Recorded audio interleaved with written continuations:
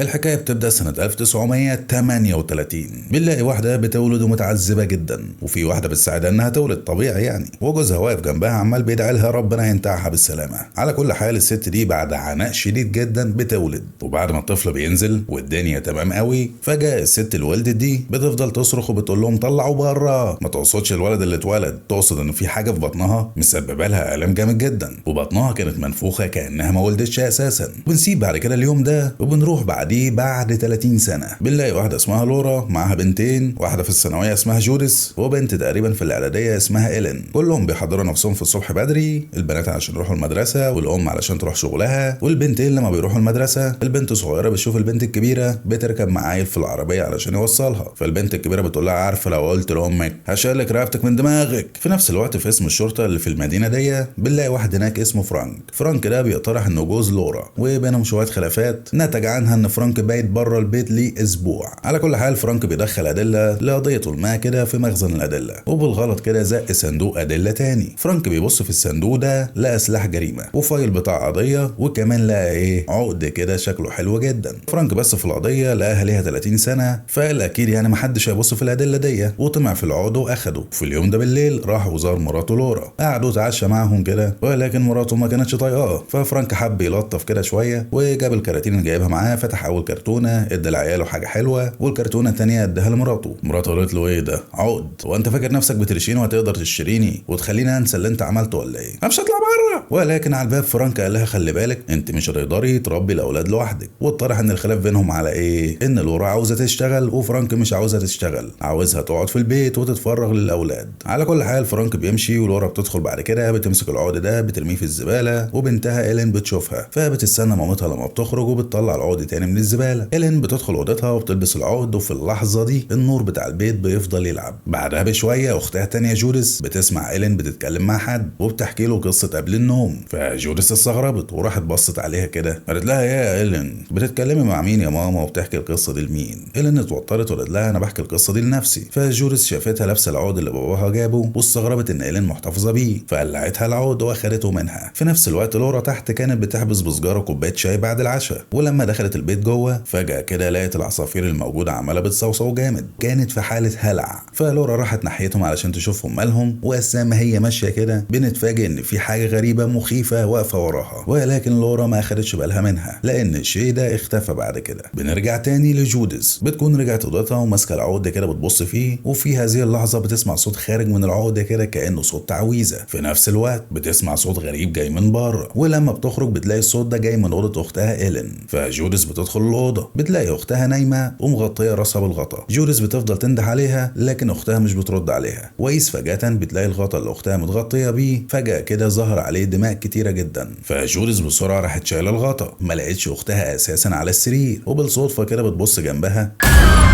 طبعا جوديس فضلت تصرخ صراخ هستيري. في اللحظه دي مامتها جت لها، وجوديس بتبص بعد كده لقيت اختها على السرير عاديه جدا مفيش اي حاجه. فجوديس حكت لهم على كل اللي شافته، وقالت لهم انها شافت اختها متغطيه بالدم. مامتها قالت لها يمكن انت اعصابك تعبانه عشان مش نايمه كويس، واخدتها ونيمتها. تاني يوم البنات بيروحوا المدرسه، ولما بيرجعوا من المدرسه جوديس على طول بتروح على الثلاجه تطلع اي حاجه تشربها، ولسه بتقفل باب الثلاجه لقيت مين؟ لا لقيت الولد اللي ماشيه معاها عادي يعني. الولد ده بالمناسبه اسمه ديفيد، جالها البيت علشان يقعد معاها شويه. في نفس الوقت على الجانب التاني إيلين كانت بتلعب مع حد، ادت له الدبدوب بتاعها فالحد ده اخده منها، ولكن احنا ما كناش شايفين مين الحد ده، بس اكيد يعني الحد ده عفريت. واثناء ما كانت إيلين بتلعب مع الشيء ده كان في وراها كده زي مكتبه صغيره في حاجه تانية بتزقها على إيلين علشان تقع عليها وتموتها، ولكن قبل ما المكتبه دي تقع عليها الشيء اللي كان بيلعب مع إيلين شدها من دراعها بسرعه وانقذها. طبعا في اللحظه دي جوديس وديفيد دخلوا بسرعه، لما دخلوا لقوا إيلين كويسه جدا لكن في ندبه على دراعها مكان ما الشيء ده شدها منه. في نفس اللحظه دي لورا كانت وصلت البيت، شافت المكتبه واقعه، فسالت إيلين ايه اللي حصل. إيلين قالت لها على كل حاجه، وقالت لها ان الشيء ده هو اللي انقذها. لورا سالتها ايه الشيء ده، إيلين قالت لها ده ولد واسمه يونان. فلورا قالت لها بطلي كلام فاضي وتفضلي اطلعي على اوضتك. بعد كده لورا بصت للولد اللي مع جوديس وقالت له ايه ده، انت مين يالا؟ قال لها انا ديفيد. ازيك يا طنط؟ قالت له غور مش من هنا يالا انت يالا. وفي هذا اليوم ده بالليل جوديس كانت بتذاكر وطلعت كده العقد تتفرج فيه وتتامل فيه شويه، برضه سمعت نفس نفس التعويذه الغريبه اللي خارجه من العود. في نفس الوقت ده العصافير اتجننت تاني، فجوريس قامت راحت عند العصافير وغطتها بقماشه. في اللحظه دي العصافير هديت، فجوريس رجعت تاني علشان تكمل مذاكره. لقت بقى مين قاعد مكانها؟ الطفل الصغير ده. اول ما شاف جوريس اتحرك من مكانه ومشي. طبعا جوريس لما شافته اتخضت، ولكن تملكت اعصابها ومشيت وراه. لقت الطفل ده واقف عند الزاويه كده ومد وشه للحيطه. جوريس سالته وانت يونان؟ الولد بص لها وما ردش عليها. بعد كده مشي من جنبها واختفى. ولكن وقيس فجاه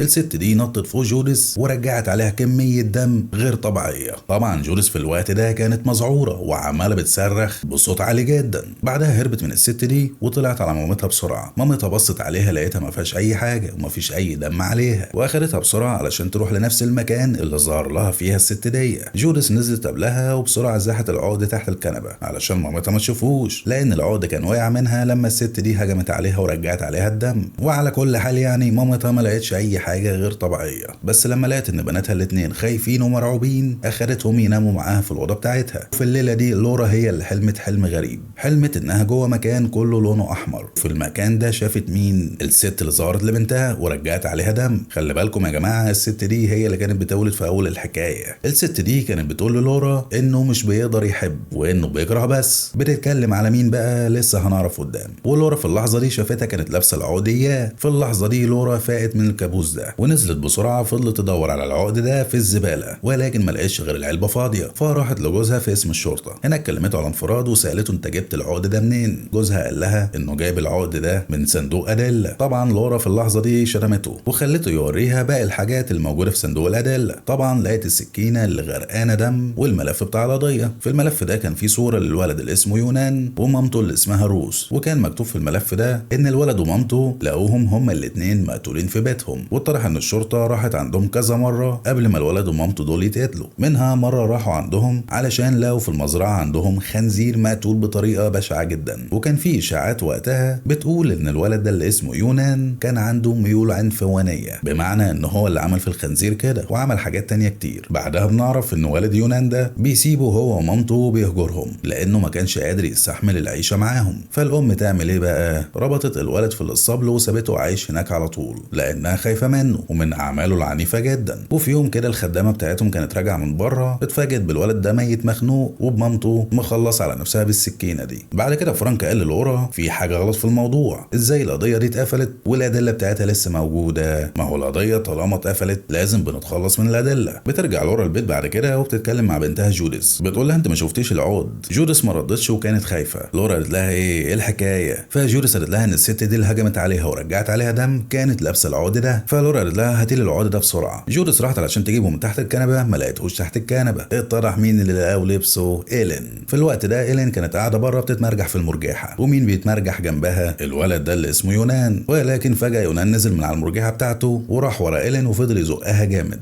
لغاية ما إيلين وقعت من على المرجحة ودراعها اتكسر. طبعا لورا وجوديس خرجوا بسرعة على صوت صراخ إيلين. لورا أخدتها في العربية بسرعة علشان توديها المستشفى، لكن قبل ما يمشوا جوديس قلعت إيلين العقد. ودخلت البيت بعد كده وبصت على العقد ده وفضلت متنحة. برضه نفس الكلام، فضلت تسمع منه حاجات غريبة. ويس فجأة كده إيلين دي اتثبتت وما كانتش قادرة تتحرك من مكانها، وظهر لها الولد ده ودخل جوه جوديس سكن جواها. بعدها بشوية بيجي لها الولد ده اللي اسمه ديفيد، بيدخل عليها كده بيقول لها ايه كلام على ايه النهارده، ولكن جوديس ما ردتش عليه. فديفيد قرب منها كده بالراحة جدا وبص عليها قال يشوفها بتعمل ايه. لقاها بتعمل ايه؟ ماسكة العصفورين وعمالة تغرس فيهم الشوكة. ديفيد قال لها يا نهار ازرق انت بتعمل ايه؟ في اللحظة دي راحت جوديس قايمة مرة واحدة وغرزت فيه الشوكة هو كمان. الغرزة دي طبعا ما موتتش ديفيد، فبسرعة جري من قدامها. بعدها بشوية لورا وبنتها بيرجعوا من المستشفى، ولورا اخدت منها بعد كده العود وشالته في الفريزر. على فكرة الولد الصغير هيبرد كده. لورا بتسأل جوديس بعد كده هي العصافير راحت فين؟ جوديس بتقول لها انا جيت اكلهم فطاروا مني. وكانت جوديس بتتصرف بطريقة غريبة جدا، شوية طبيعية وشوية مش طبيعية خالص. اما لورا في الوقت ده فما كانتش عارفة تعمل ايه، ولكن في الاخر اتصلت بالمحقق اللي كان مسؤول عن قضية الست اللي ماتت دي هي وابنها. واول ما جابت له له سيرة العقد. الراجل وقع الطاسة من ايده على طول. وتاني يوم راح المستشفى علشان يزور واحدة هناك. الست دي بقى مين؟ دي اخت الست اللي والدت الست اياها دي من 30 سنة. المحقق ده اخد الست دي وراح عند لورا، وهناك عند الباب قال لها ان الست دي هتساعدهم في الخروج من المحنة دي. لورا دخلتهم البيت وسألت المحقق بعد كده شوية اسئلة عن القضية دي، بما انه يعني هو اللي كان مسؤول عنها. قال لها ان ام الولد ده كانت رابطاه في الاسطبل وما كانش بيتحرك من مكانه، ده اللي خلى جسمه مليان قروح كتيرة جدا. كمان قال لها انه مش مقتنع بطريقة الوفاة يعني اللي توصل ليها الطب الشرعي، ان الولد يعني مات مخنوق وانها هي خلصت على نفسها بالسكينة. غريبة يعني ازاي واحدة هتفتح رقبتها بالسكينة بنفسها. لورا بتسأل بعد كده الست التانية دي، بتقول لها وانت كنت عارفة العيلة دي؟ فالست قالت لها لا، دي اختي هي اللي ولدتها، وحكت لها بعد كده حكاية اختها. اتضح ان اختها دي بلوى، وقالت لهم بعد كده انها هي واختها اللي ماتت بالمناسبة، والعيلة كلها يعني كان عندهم اتصال مع عالم الارواح. واتضح ان الست اللي اسمها روز دي اللي هي اتقتلت هي وطفلها دي كانت راحت لاختها زمان لانها ما كانتش بتخلف، وطلبت مساعدتها في انها يعني تعمل لها عمل ولا حاجة زي كده يعني يساعدها انها تخلف. قالت لهم ان اختها دي اللي اسمها مرسى حاولت مع روز محاولات كتيرة جدا، ولكن كلها باءت بالفشل. ده اللي خلاها تحاول محاولة اخيرة الا وهو العقد المنيل ب60 نيلة ده. قالت لهم ان العقد ده ملعون من زمان جدا، من قديم الزمان. فاختها اللي اسمها مرسى دي عملت عليه شوية طقوس، المفروض يعني انها طقوس خيرية، اعتقادا منها ان الطقوس الخيرية دي هتسيطر على الشر اللي موجود في العقد، وبكده يقدروا ياخدوا منه مصلحتهم وبعد كده يرموه. ولكن جرت الامور على غير المتوقع. الست اللي اسمها روزي لبست العقد وبعدها فعلا حملت، ولكن في نفس الوقت العقد ده اطلق شر عظيم جدا واثر حتى على الست اللي اسمها مرسى، ده اللي خلاها ماتت صغيرة. بس قبل ما تموت راحت للمحقق ده وطلبت منه انه يخلي العقد ده في مكان بعيد عن المتناول. فالمحقق حطه في غرفة الأدلة وسابه. الست دي اضطرت انها تتواصل مع العقد ده علشان تعرف ايه اللي حصل لروز وابنها. شافت ان روز خنقت ابنها لغاية ما قتلته، وبعدها شافت ايه كمان؟ ابنها ده جه من وراها وقتلها بالسكينة، وقال لمامت روز وهو بيقتلها انها ما تقدرش تقتله. فالست دي في الوقت ده فهمت ايه اللي حصل بالظبط. قالت لهم ان الولد اللي اسمه يونان ده اتسمم من العقد ده وهو بيتولد. اتضح ان العقد ده حط في الولد ده الشر بتاعه. وقالت لهم ان حتى بعد ما روز قتلته رجع تاني للحياة لان الشر مسيطر عليه. وقالت لهم ان هو موجود حاليا هنا ولازم نعمل جلسة طاردة للارواح الشريرة علشان نقدر نطرده من البيت ومن اولادك. طبعا جوريس اول ما سمعت الكلام ده قالت لهم بقول لكم ايه، انا مش هقدر استحمل اقعد معاكم في جلسة زي كده، وسابتهم وطلعت على الاوضه بتاعتها بسرعة. الست دي جابت شمعة غريبة كده ولعتها وقالت لهم خلي بالكم الشمعة دي هتطفي لوحدها بعد ما الجلسة تخلص، معنى كده ان الارواح اللي في البيت مشيت خلاص. بس قبل ما الست دي تتواصل مع الارواح قالت لهم خلي بالكم لازم نملى المكان طاقة ايجابية، وحبكم لبعض هو اللي هيخلي الارواح دي تمشي. بدأت بعد كده الجلسة وهم الثلاثة حطوا ايديهم على العقد،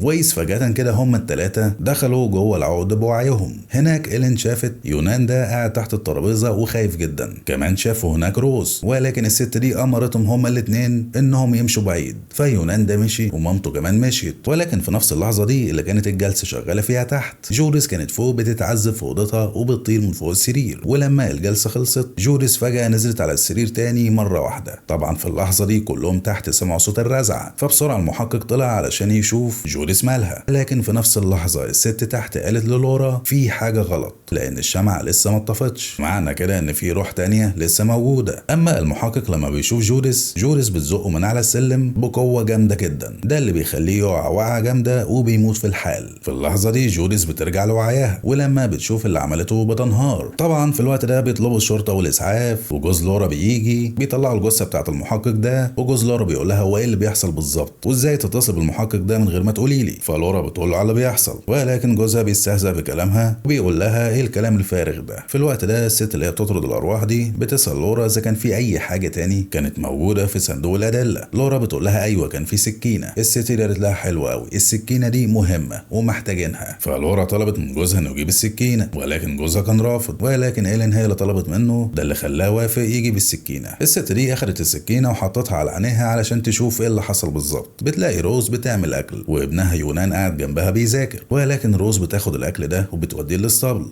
وبيتضح ايه بقى؟ ان روس عندها طفلين مش طفل واحد، واحد ربطاه في الاسطبل والتاني عايش معاها، والطفل المربوط في الاسطبل ده اسمه ايليا، اما التاني اللي عايش معاها فهو ده يونان. ايليا طبعا اللي في الاسطبل ده كاره مامته جدا، ولكن على كل حال مامته لما ودت له الاكل شافت هناك لعبه من الالعاب بتاعت يونان، فروس رجعت ليونان وقالت له انت ازاي تروح الاسطبل وتتكلم مع اخوك وتديله كمان من الالعاب بتاعتك؟ بقول لك ايه، ما تروحلوش هناك تاني. في نفس الوقت على الجانب التاني ايليا ده بياخد اللعبه اللي اداها له اخوه وبيستخدمها في تحرير نفسه. وايه بقى اللي بيعمله اول ما بيحرر نفسه؟ بيروحوا بيقتل اخوه يونان، وروز بتتفاجئ ان ابنها مقتول، طبعا بتنهار جدا وبتاخده بعد كده وبتدفنه. بعدها بشويه بيجي لها ايليا تاني علشان يقتلها هي، لكن روز بتقدر تسيطر عليه وبتخنقه لغايه ما بيموت، بس برضه بيقوم تاني وبيقتل مامته بطريقه بشعه. في اللحظه دي الست دي هي وإيلين ولورا ادركوا ان لسه روح ايليا دي ما اتطردتش وانها ساكنه جوه جودس. في نفس الوقت ده بيتفاجئوا بجودس بتحاول تقتلهم كلهم، ولكن فرانك بيقدر يسيطر عليها. فالست دي قالت لهم خلي بالكم هي مساله وقت واللي اسمه ايليا ده هيسيطر على جودس كليا، ولازم نلحقها من ايليا ونطرد روحه منها قبل ما يتمكن منها. لورا قالت لها ازاي؟ قالت لهم في حل كده بس هو خطر شويه، اننا نرجع روح الطفل اللي اسمه يونان ده تاني ونخليه يلبس البنت اللي اسمها إيلين، ونخلي يونان ده عن طريق إيلين يعني يحاول يأثر على ايليا ويخليه يسيب جودس. لورا قالت لها لا طبعا، انت عاوزاني اخلي روح تلبس بنتي؟ لا طبعا، شوفي لك حل تاني. فالست قالت لهم خلاص احنا نروح المكان اللي كانوا عايشين فيه وهناك نحاول نخرج روحه علشان تسكن في المكان ده وخلاص. وفعلا راحوا للمكان اللي كانوا عايشين فيه. هناك الست دي دخلت الاوضه اللي روس ولدت فيها الطفلين، وربطت جودس على نفس السرير اللي الست دي ولدت عليه، وفضلت تقول شويه تعويذ علشان تخرج روح ايليا من البنت دي. ولكن روح ايليا دي ما كانتش سهله. اتكلم على لسان جودس وقال لهم ان هو هيقتلهم كلهم، ولسه ما كملش الكلمه وكان محرر نفسه من الحاجات اللي مربوط بيها، وهوبا راح نرد على فرانك وقتله على طول، وبعدها هرب من وسطهم. وللاسف ما قدروش ينقذوا فرانك لانه مات في الحال. في اللحظه دي الست دي قالت لهم ما فيش وقت دلوقتي، احنا لازم نروح ورا جودس علشان ننقذها من ايليا. وراحوا وراها وطرح انها راحت في الاسطبل. هناك جودس غفلتهم كده واصابت الست دي باصابات خطيره، كمان هجمت بعد كده على لورا علشان تقتلها هي كمان. في اللحظه دي إيلين راحت للست دي بسرعه وقالت لها انها تخلي روح يونان تسكن جواها علشان تقدر تنقذ اختها ومامتها. فالست دي فعلا ساعدتها ودخلتها جوه العود علشان تروح تجيب روح يونان مره تانية. هناك إيلين اتكلمت مع يونان وترجته انه يساعدها علشان تنقذ مامتها واختها، فيونان وافق انه يساعدها وسكن جواها، وراح اتكلم مع ايليا اللي ساكن في جودس عن طريق إيلين اللي هو ساكنها. واخد بالك انت؟